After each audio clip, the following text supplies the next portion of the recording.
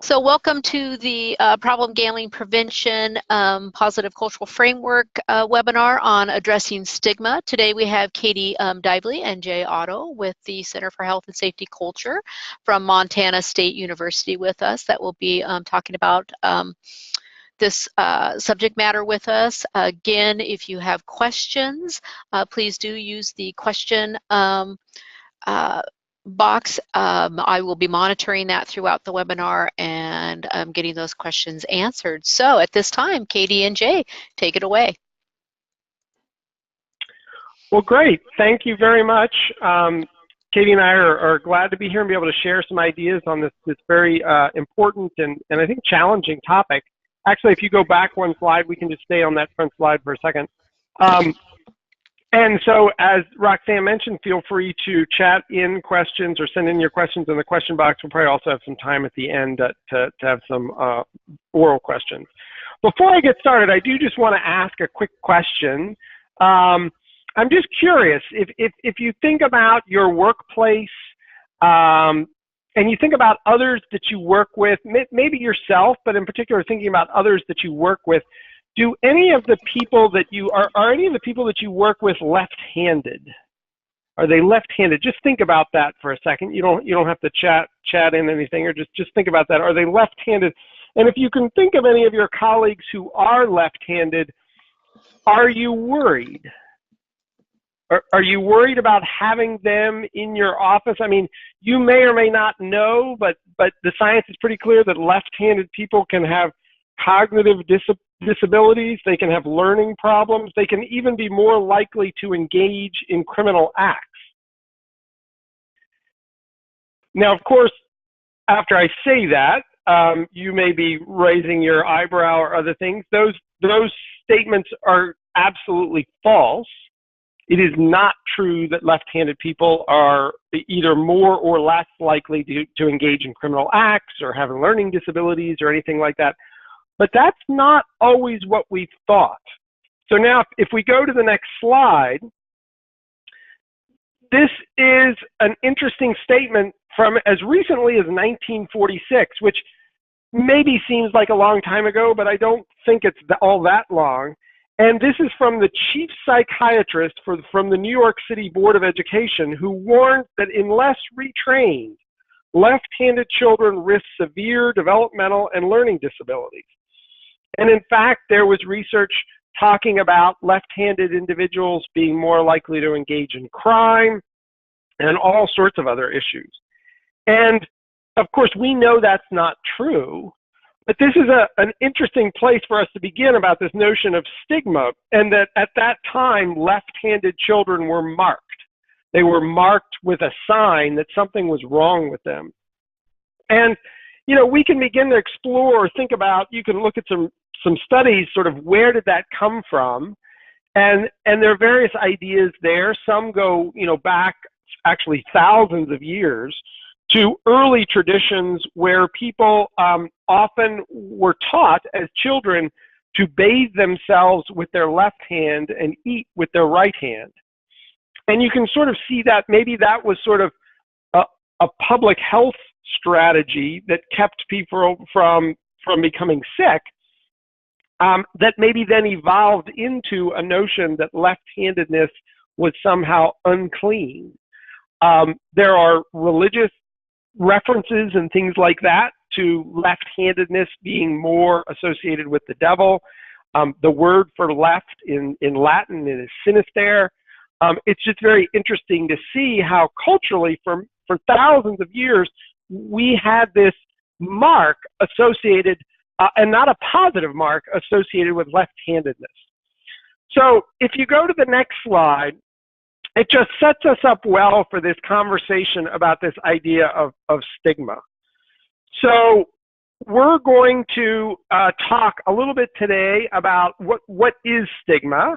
We're going to look through and talk about different kinds of stigma and why stigma is important. And then we're going to have some time to talk about very practical things that we can do immediately, individually, to start to reduce stigma.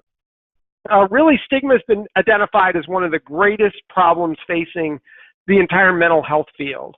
And I think that encompasses behavioral health and things, issues like problem gambling as well.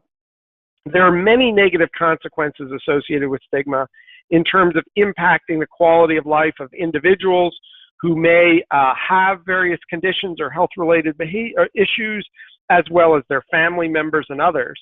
And I think it's interesting for us to challenge ourselves and say, you know, what if we could eliminate stigma? What if we lived in a world that did not have stigma? And how would that start to change overall our health, society's health, and certainly opportunities and conditions for a wide number of individuals? So that's what we're going to look at. So on the next slide, let's just look at a very basic definition of stigma. A very straightforward one is that it is a mark of disgrace or dishonor associated with a particular circumstance, quality, or person. And I think in our context, we're going to talk about it in the notion of a condition. So a condition of the individual. So certainly for your work and the context of this project, we're thinking about, you know, individuals who may engage in problem gambling behavior. But the issue of stigma addresses a wide range of issues, and I know you all address a wide range of issues, so you can think about it beyond just problem gambling. But I think for our conversation, we'll think about it in terms of mental health, behavioral health context. It's definitely a mark that is not positive. It's very negative. So it's associated with a strong feeling of disapproval, and it tends to be shared by most people in a society about others. And so stigma can result in a negative attitude about people with a condition. So it moves from their attitudes or beliefs about the condition to their attitudes and beliefs about the person with the condition, and can very much result in discriminatory behaviors, policies, and practices.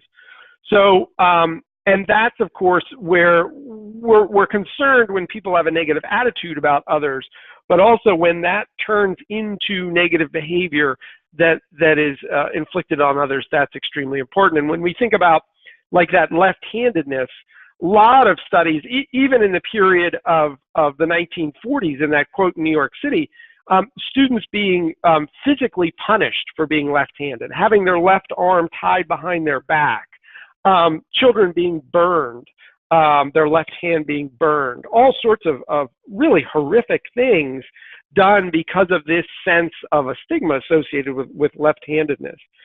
Stigma is very complex in that it is socially created. So these are attitudes and beliefs that we create about other people, and there can be motivations behind that, right? They could be based on fear. Clearly, some stigma can come from a place of a public health concern, a fear of contagion, a fear of whatever that condition then coming to myself or my family members or my children. And stigma can come from a place of power. So it can be a way that I can control others. So we have to recognize some of those negative intentions and things associated with stigma as well. Okay, so if we go to the next slide, we can look at a situation where we have an individual who has a condition. And that individual, for whatever reason, has developed that health condition. So we're going to represent that by that person in the middle with the red, with the X. There are other people who are, separate from that individual, who then develop negative beliefs, perhaps originally around the condition, but then they start to associate the condition with the person. And they then start to associate it with other people who have the condition. And this is a kind of stigma we call public stigma. So it's one of 4 kinds of stigma we're going to talk about today. And so it's public stigma. And public stigma can generate absolutely barrier to new relationships. So the public stigma creates a wall between people who have the condition and people who don't. People who don't have the condition may be afraid, or they're just less likely to engage in relationship with those folks. That can create isolation for those individuals, which for a lot of behavioral health, mental health conditions, and even physical health conditions can result in negative outcomes. We know that isolation tends not to be a good thing for humans. We are very social. So isolation can increase negative health outcomes.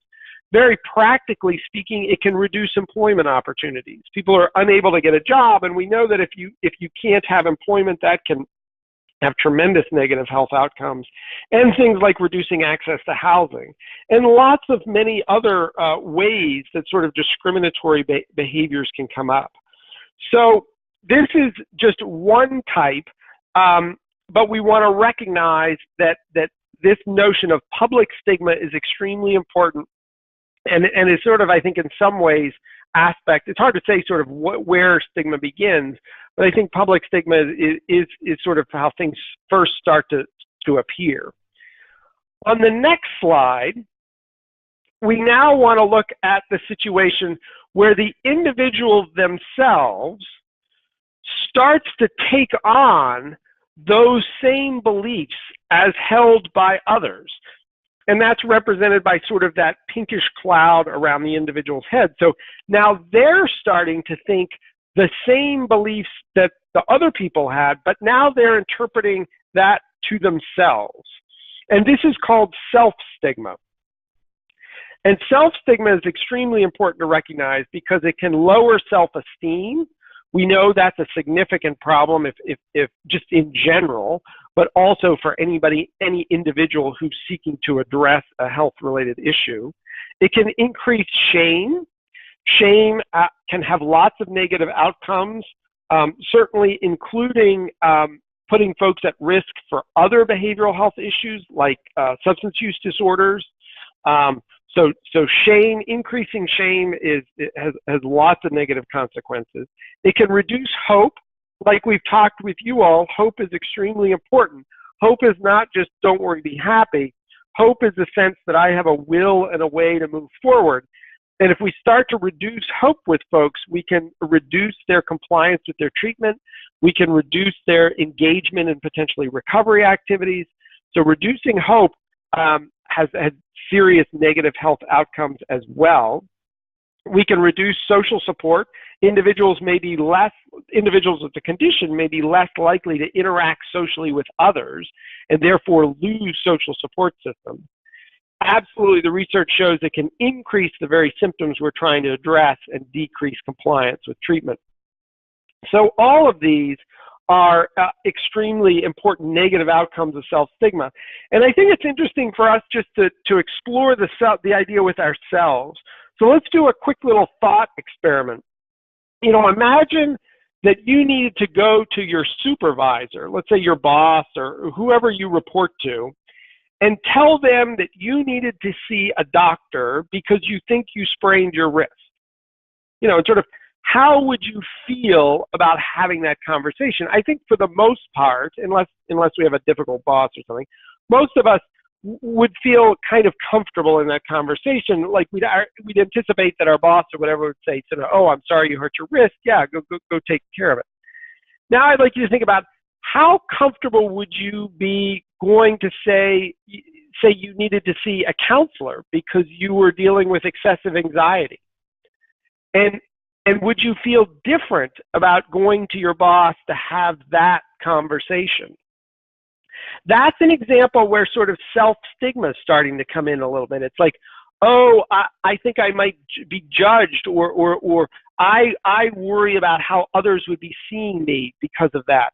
And so it's interesting for us just to do these little thought experiments where we substitute a very traditional health-related issue like spraining our wrist to more of a behavioral or a mental health issue, which is where there's stigma associated, and to see how we ourselves comfortable would be talking about it.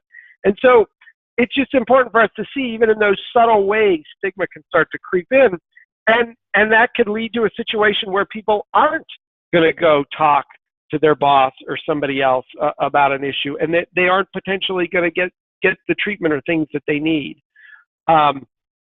Okay, if we go to the next slide, it's really important, and I think you all get this, but others don't always, that humiliation, shame, guilt, and angst are not the primary engines of change. I have definitely been in situations where I've been doing a training or a workshop for folks, or even just in a room and other folks were leading training. And I've had community leaders, sometimes faith leaders, other folks say, well, I think actually we need to have some shame around this issue. That's going to prevent people from engaging in this behavior. If they have a sense of shame or guilt about it, they won't do it. And while that is true to an extent, there's certainly a sense that shame and guilt will prevent some folks from engaging in behaviors. It's not a good approach, especially for individuals who have developed a disorder, an addictive disorder. It's not going to change their behavior, and it is going to make them feel worse, which puts them at risk for other health disorders and just lots of negative feelings towards themselves. And so I think it's interesting, and we may say or do things that unintentionally create shame, but being able to test this for ourselves becomes important. So I think we really need to think about this and just think about, could the way I talk about this, the way I say this, anything about this intentionally or unintentionally create shame, and then help others recognize that shame is not a great prevention strategy. It has a lot of unintended consequences which can be very negative. Okay, let's go to the next slide. The other thing that we know that self-stigma can do is it can decrease folks' engagement in treatment or intervention. And so we talked about this some when we had the workshop was in January or so. But the numbers are about 1 in 75 people in Oregon who have a problem gambling disorder received treatment, and this is specifically publicly funded treatment. They may have, that number may be better. We may have more folks, more than 1 in 75, who had received treatment through private resources. But looking at it through the publicly available resources, it's only about 1 in 75. And this is somewhat typical for a lot of mental health or behavioral health issues. There tend to be very large chunks of the population who need treatment who have not received it. So roughly in Oregon, you've got about 83,000 people, it's about 83,800 people who experience either moderate or severe problems with gambling, and only about 1,100 were enrolled in publicly funded programs, again, excluding private. So when we think about that, this is a large number of people, over 80,000 people potentially needing treatment. And so we have to start thinking about how self-stigma may play a role in this. And of course, self-stigma coming from perceived public stigma and things like that.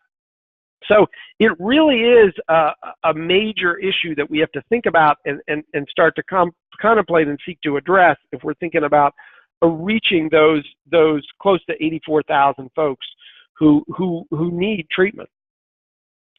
Okay, so let's go to the next slide. We've now talked about two kinds of stigma, public stigma and self-stigma. We also want to think about a third kind, and this is called courtesy stigma. And courtesy stigma is the beliefs that individuals who immediately surround the person with the condition.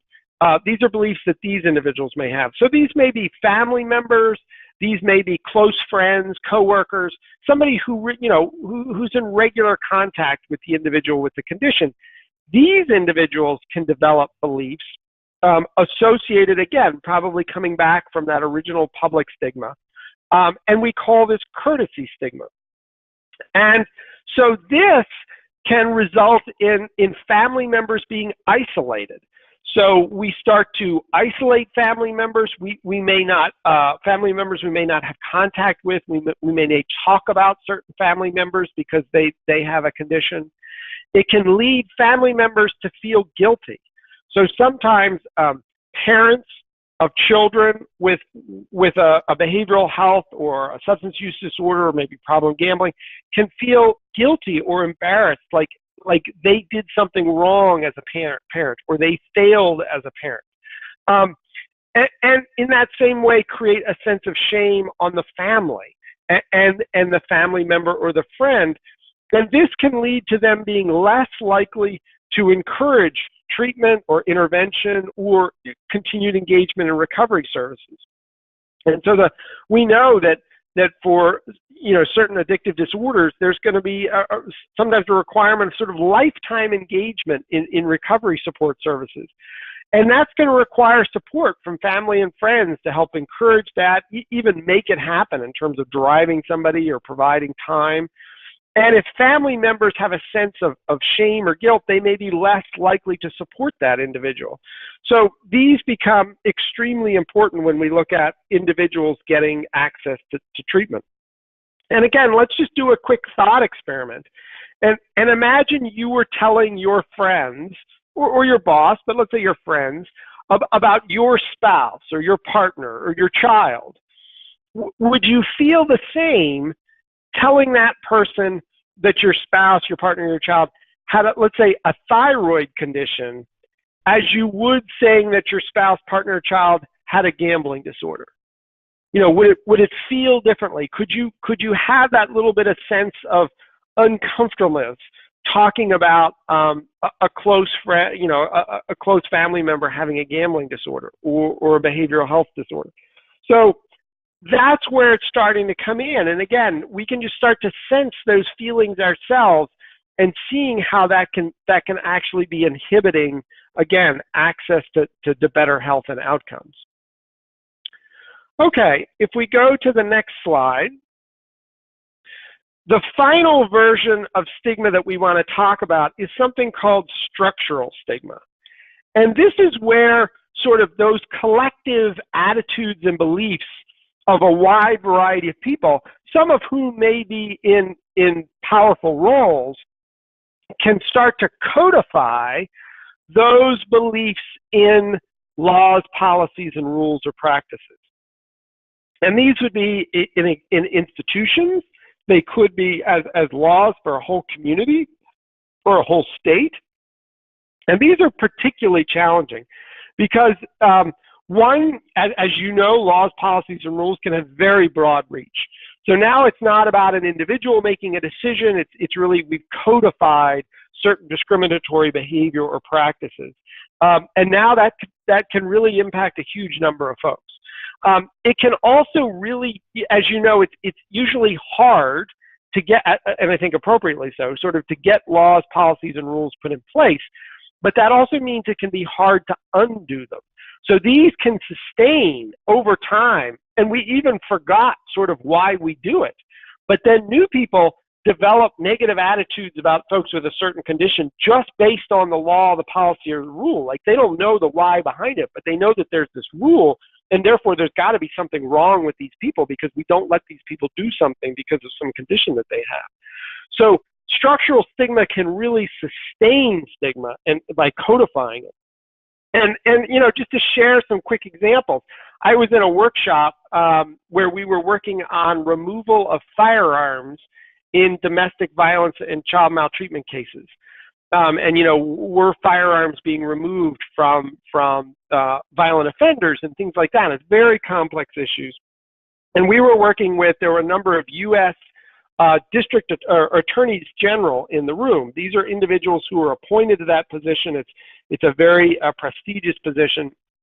And so, we were talking with several of them, and they often prosecute some of the toughest cases. And these are really hard cases. I mean, usually they're gruesome, they're just really hard.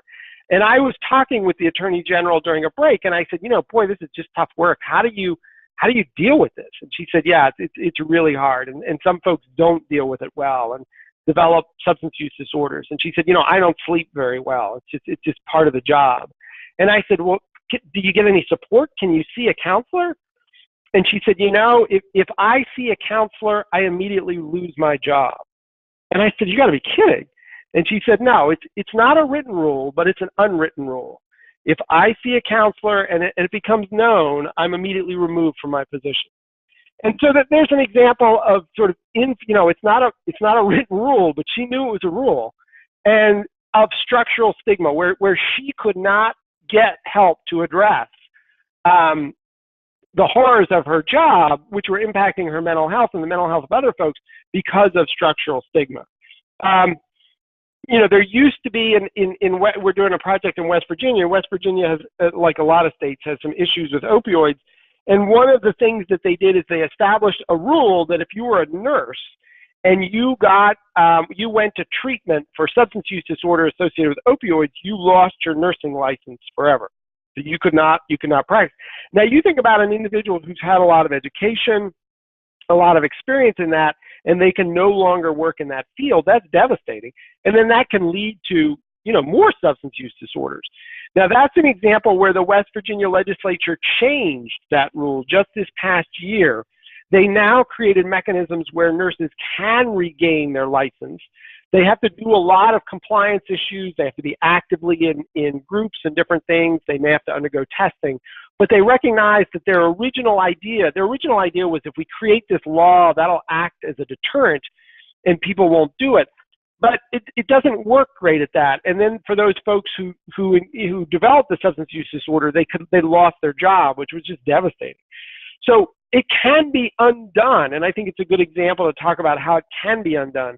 But I think structural stigma is something we really have to look at and be careful about. And it's complicated because obviously we have to take various precautionary behaviors, but we really have to embrace that complication and somehow navigate that to not permanently isolate folks. And we have to be really careful about what messages we're saying in the big picture, and if that's really based on good science or it's just based on fear.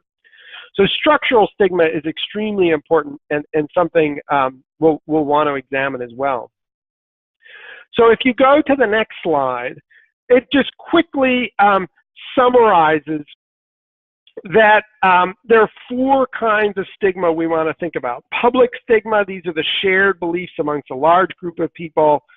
There's self-stigma, where the individual with the condition starts to develop beliefs about themselves that will then negatively impact their own self-esteem and self-perception and their ability to engage in treatment. There's courtesy stigma, though those beliefs of individuals immediately surrounding an individual with a condition, and then structural stigma, where some of all these stigmas become codified in laws, policies, and rules. And I think thinking about these, even, you know, we can lump these all together as just sort of a big picture of stigma, but thinking about these in their individual forms helps us start to acknowledge them, see them. Obviously, our goal is to then look at how we could reduce them, how we could stop those beliefs being formed, how we might create messaging or guidance for different individuals to help them address these. So, you know, we might have to create some specific resources for family members of somebody who has a condition just to make sure they're not developing these beliefs or help them overcome them. So I think seeing the different 4 kinds is very helpful. What I'd like to do now, if you jump to the next slide, we can explore a little bit, start to explore some of our initial learning and understanding about aspects of stigma that's going on in Oregon around problem gambling based on the survey that we just completed. So as you knew from Katie's previous conversations and other things we've said, we implemented a survey, and the survey is complete. We're still in the process of analyzing it. But all the data are collected, and we had about over 1,200 people, that should say participate. I spelled that wrong, I apologize. So it's over 1,200 people participate. These were adults, about 50-50 male-female, ages 18 and older, a wide range of age distributions. We also got a variety of different ethnic backgrounds, diversity of geography across Oregon. So we have good diversity participation. And one of the things, we asked many questions on the survey, but one of the questions we looked at was around what's called problem gambling perceived stigma. So this is where we asked individuals how they perceived stigma among others. And that's an important element. So it's not exactly what they're immediately thinking, but it's what they think everybody else is thinking, which is often how stigma starts to influence behavior. And it will absolutely be related to what they think as well. But it's a good way to get a sense of how they're perceiving stigma broadly. So if we go to the next slide, there's a lot of information on this slide, so we'll just sort of put it up and let you look at it a little bit. But basically, we asked people how much they agreed or disagreed with a series of statements. And we did not develop these statements. These statements come from a validated scale. And you can see the percentages of people who agreed. Now remember, this is not that they agree with the underlying belief. It's that they think most people would agree. So for example, 63% of the respondents agreed that they thought most people think problem gamblers are liars. So it's their perception of that negative belief about problem gamblers. So you can just take a minute and sort of scan down and see levels of agreement. You know, almost 3/4, 72% thought most people think that problem gamblers tend to be unreliable. Far fewer people, you know, only 30% perceive that most people think that problem gamblers are lazy.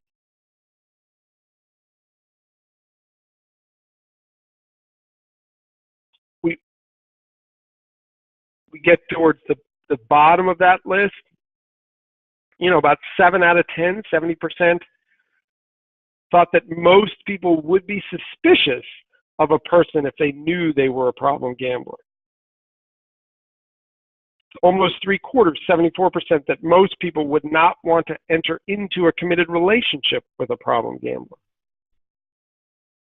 So you can start to see, one, if you were an individual with a you know, engaging in problem gambling behaviors, you might believe, you might have these same perceptions that other people are thinking this about you. And then that could have a negative impact on your view of yourself. It could inhibit your sense of engaging with others, of going out. It can increase your sense of shame. So we can see where, for an individual with a condition, if they shared these same beliefs, that would be, you know, a clear source of their self-stigma.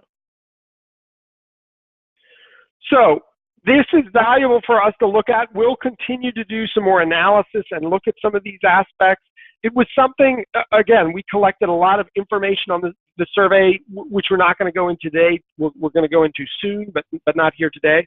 But we did have this perceived problem gambling scale on the survey as well. It'll also be a good place to have us have some baseline, so that over the coming years, as maybe Oregon starts to do work on stigma, we can start to see if some of these change. It also just gives us some specific, you know, sort of very particular beliefs that we can start to look at and try to address and start to infuse.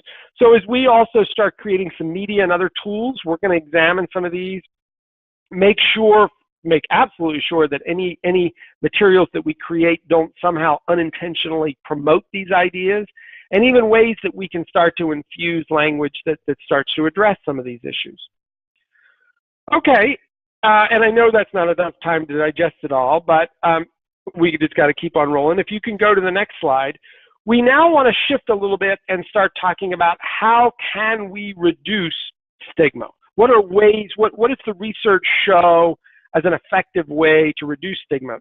And just like you know from your prevention training, we always want to go back to the science, because there's a lot of things we could do, but we want to pick those things which the research shows are effective, right? It's that issue of, are we busy, are we effective?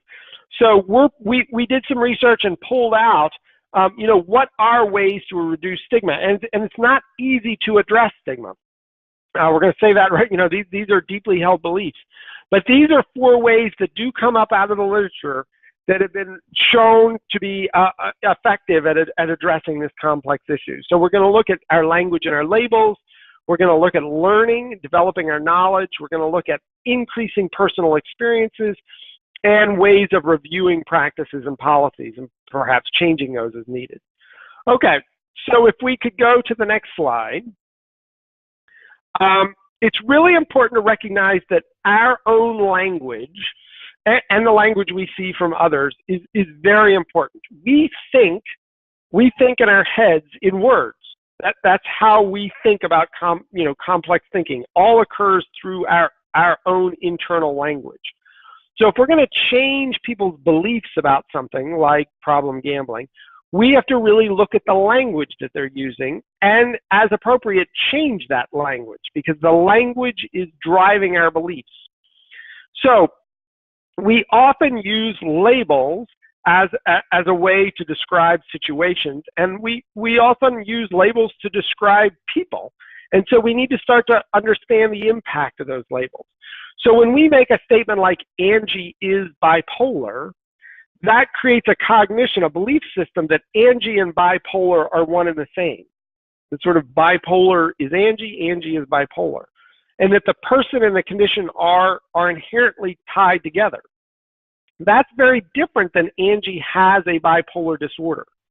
That's creating a sense that Angie is a distinct person and she has a condition, but it allows for Angie to exist in separation from her condition.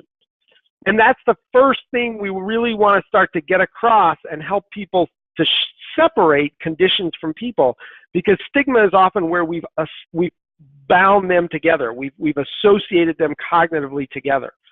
So really start looking at our language. And this is way more than being politically correct. I mean, some people will say, oh, well, we're just being politically correct.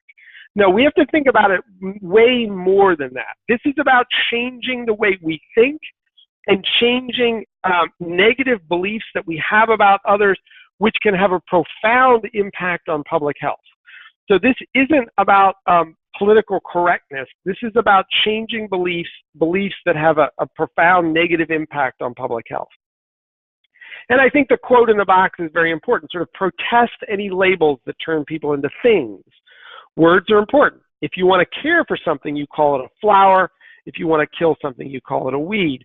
So we have to be very intentional with that. And again, it could be that we're using words that we didn't mean to be negative, but that's just how they started to occur, or it created belief systems that we didn't even realize we were creating. And so to shift that, we have to be overly intentional with our words and really examine our words. So if we can go to the next slide, this is just an activity that we can begin here, but you can really start to look at the words that you use and how we talk about these things.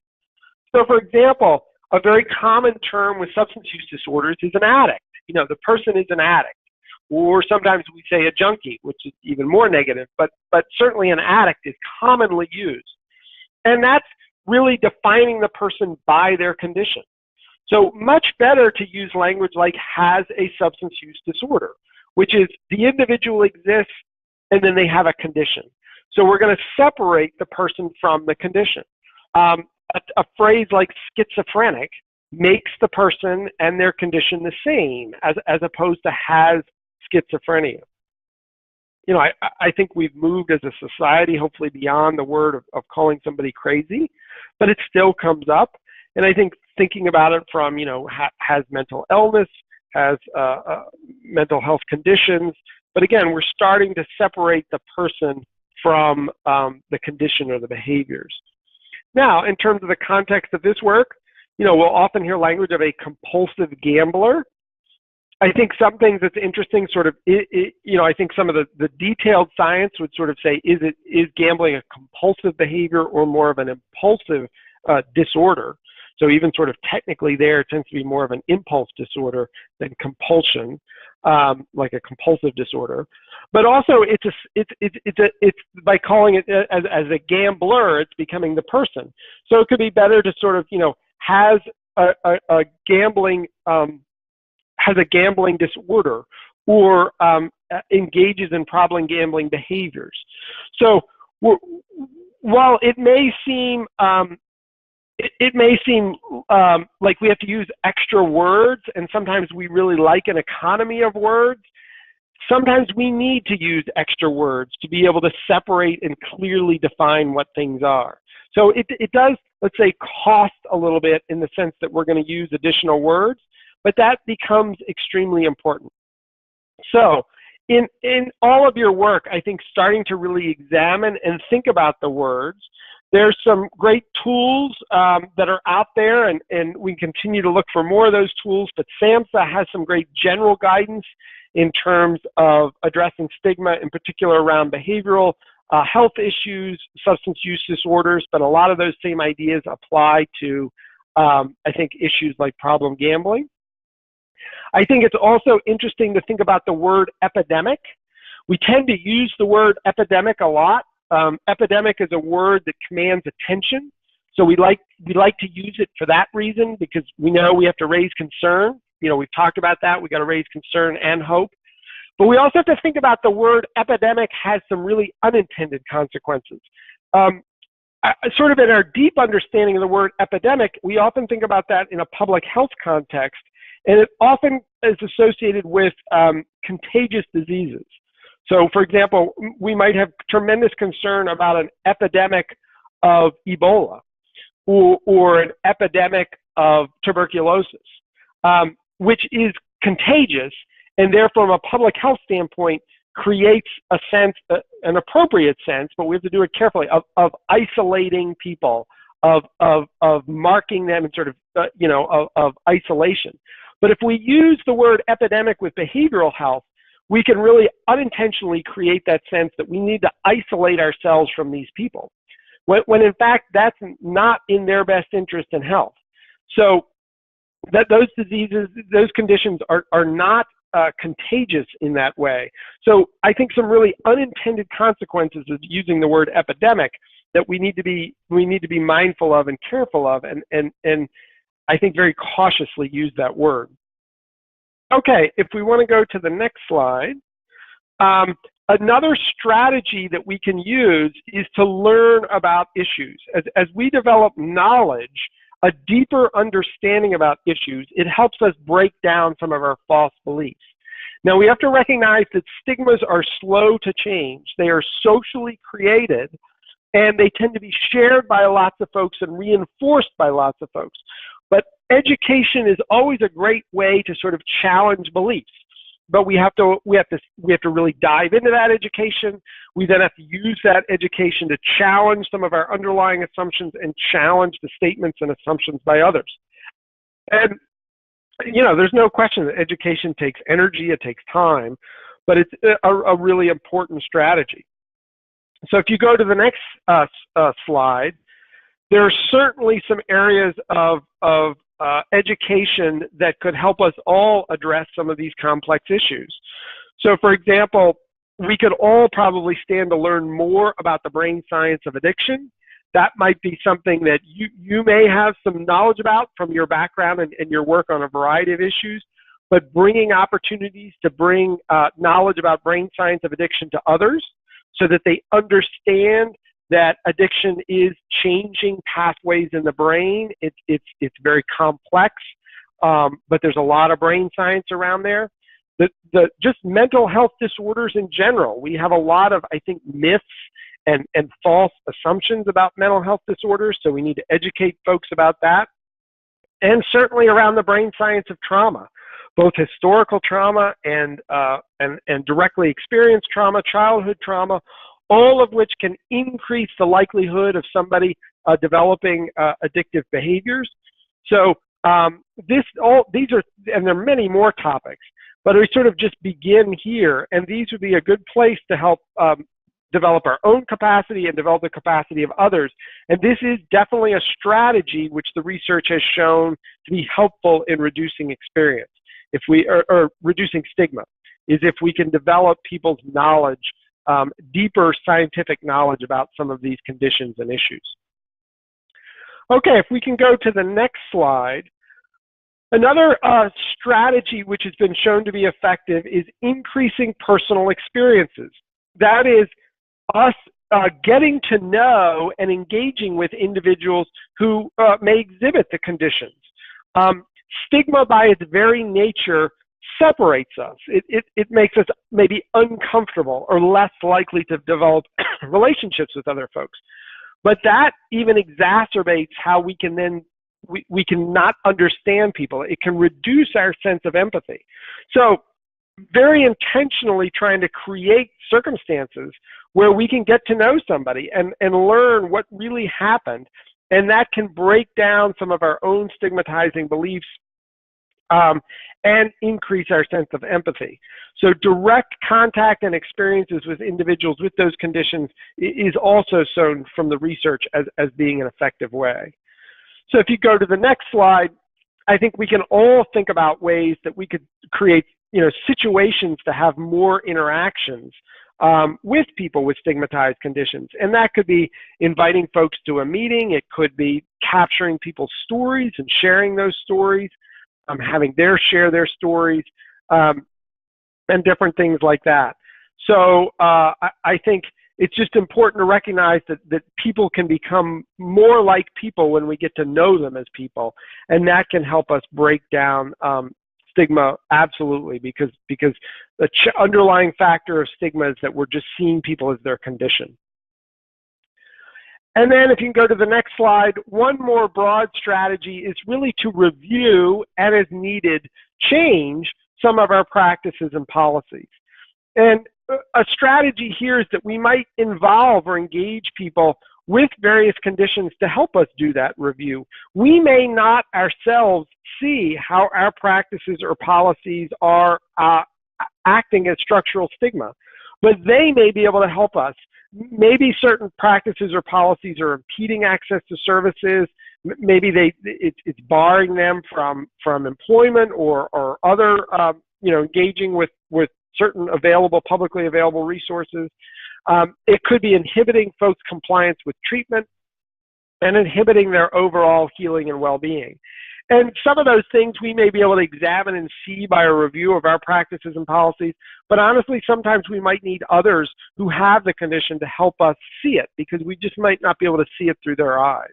But this becomes extremely important because, as I said, structural stigma can really sustain stigma, and it can be where a lot of the negative outcomes come from. So really attacking structural stigma is very important. Okay, if we go to the next slide. So quickly, these are 4 ways that we can reduce stigma, and these are all things that we can engage in right away. I mean, we can absolutely start to examine our own language and the labels we're using and starting to shift how we talk about things. And that's going to take practice, but that's important. We can learn about the issue, develop our deeper understanding of the science, and help others learn about the issue. We can engage in more personal experiences, learning about individuals personally who have the condition, and we can review our practices and policies and maybe engage others to help us do that to really overcome some structural stigma that may exist. Okay, so if you want to go to the next slide, I'd like to sort of conclude back to where we began in this big picture. What would it be like if we could eliminate stigma? It has such a profound impact, especially on behavioral health conditions, issues like problem gambling, substance use disorders, a wide array of behaviors, that it would really, I think, significantly change our public health system if we were able to really address it. And it can seem daunting. Stigma is not something that is going to change overnight. It's a long-term, like a lot of the issues we deal with, these are longer-term issues. But we know it won't change at all unless we don't start changing it. So we really have to look at that. And there is no question that we can change stigma. So if you go to the next slide, I think it's fascinating to realize that in 1946, which is a long time ago, but it's not that long time ago, a chief psychiatrist actually had these beliefs. So we certainly don't hold those beliefs now. And so this is an example where we have overcome that sense that left-handedness is somehow disgraceful or leads to these issues. And so we absolutely can address this. And hopefully we can address this faster than this, and it didn't take 70 years, but it took a good 30 years probably for all of these policies and practices to be removed. Hopefully we can do it quicker than that for the issues that we're addressing. And I think it's really just an issue of us proactively engaging on it. So that concludes with all the content that I had. we can definitely pause here. I think you can type in questions and Roxanne can share those. Or I don't know, Roxanne, if they can also speak them, if we take the mute off or whatever's easiest. Yeah, it's easier if they type in questions if they have them. We unmute everybody. We end up with a lot of feedback. So currently I'm not seeing any questions, but if there are any, please do feel free to put them in the question box, and we will definitely address them. You know, I don't think there's any silver bullets to addressing stigma. I wish there were.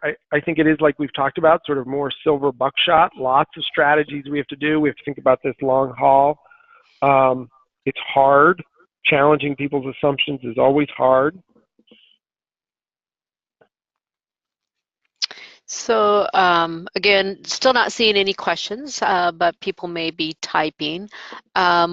One of the things, just as a reminder, we did record this webinar, and so this recording will be posted on the Oregon PGS website in the near future, and we also send out a PDF of the slide deck, so you will have this information in case other things come up for you, or there's an awful lot of information with where the sources came from, so you'll have that as well. So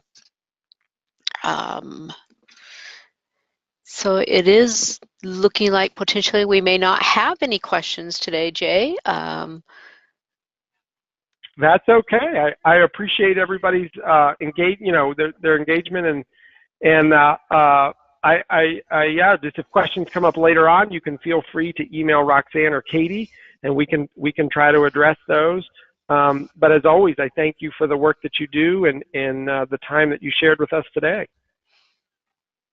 Great. Well, with that, I think we will go ahead and end the webinar. There's one last page here we can put on, or maybe two. There is a list of the bibliography that is part of this presentation. So 2 pages of that. So with that, thank you for joining us today, and look forward to connecting with you guys in the near future, and we will have this information out to you within the next couple days on the Oregon PGS website. Thank you and have a great day.